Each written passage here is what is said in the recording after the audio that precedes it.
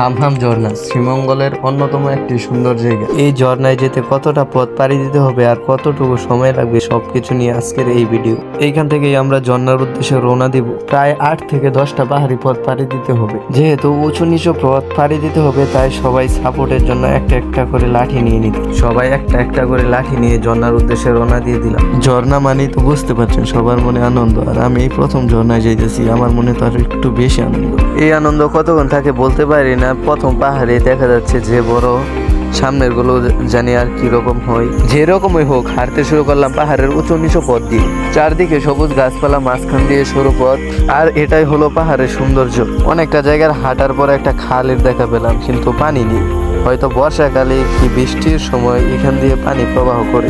আবার আরেকটি খাল, আরেকটি পাহাড়। খাল আর পাহাড় পার হইতে পারে যে জীবন তামা তামা। ঝর্ণার দেখা তো পাবো দূরের কথা, ঝর্ণার শব্দও পাইতেছি না। এইদিকে এই পাহাড়ের সৌন্দর্যতা দেখার মতো ছিল। চারদিকে বিশাল বড় বড় সেগুন গাছ। ভাগ্যিস ভালো রাস্তা নেই, তাহলে গাছ আর গাছ থাকতো না, গাছ হয়ে যেত মানুষের ফার্নিচার। অনেকটা জায়গায় আইসা পড়ছি কিন্তু ঝর্ণার কোনো দেখা পাইতেছি না এখন।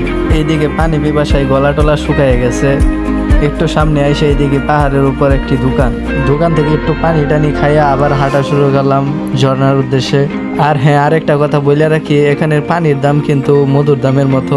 আরেকটা পাহাড়ে উঠা দেখি এই পাহাড়ে খালি বাঁশ আর বাঁশ। মনে হইতেছে বাংলাদেশের অর্ধেক বাঁশেই পাহাড়ি। বাঁশঝাড়ের ভিতর দিয়ে সরু রাস্তা দিয়ে হাঁটতে হাঁটতে যান শেষ। ভাগ্যিস বৃষ্টি হয় নাই, বৃষ্টি হইলে এই রাস্তাটা হাঁটা তো দূরের কথা, দাঁড়ানো যাইত না। এত বন জঙ্গল, বাঁশঝাড়, বড় বড় পাহাড় সব পার হয়ে গেছি, এখনো ঝর্ণার দেখা পাইতেছি না। এটা কি মানা যায়? আর এই দিক দিয়ে হাঁটতে হাঁটতে পায়ের অবস্থা খুব খারাপ। এই জায়গার ভিউটা দেখেন, এই জায়গায় যারা আশেপাশে সবগুলা পাহাড় দেখা যায়।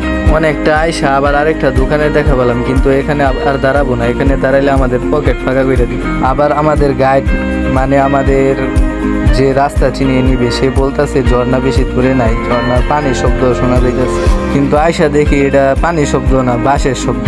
পরে কাকা কইলো না, এই পাহাড়টা নাই মাই ঝর্ণার পানি পাইবে। এই কথা শুনে তো সবাই তাড়াহুড়া করে নামা শুরু করছে, কিন্তু যে পাহাড় একবার পড়লে একবারে ঝর্ণার তলে গিয়ে পড়বে। যাক, তারপরেও আস্তে আস্তে নামতাছি, আস্তে আস্তে নামে গেছি। নাইমা দেখি ঝর্ণা না, ঝর্ণার পানি।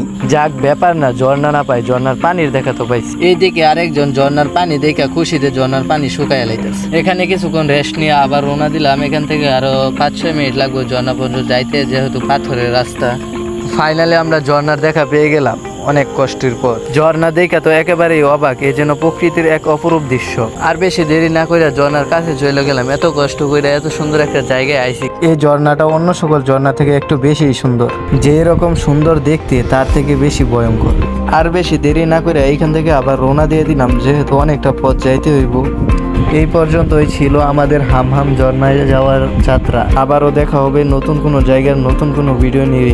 ভিডিওটি ভালো লাগলে অবশ্যই শেয়ার করে দিবে।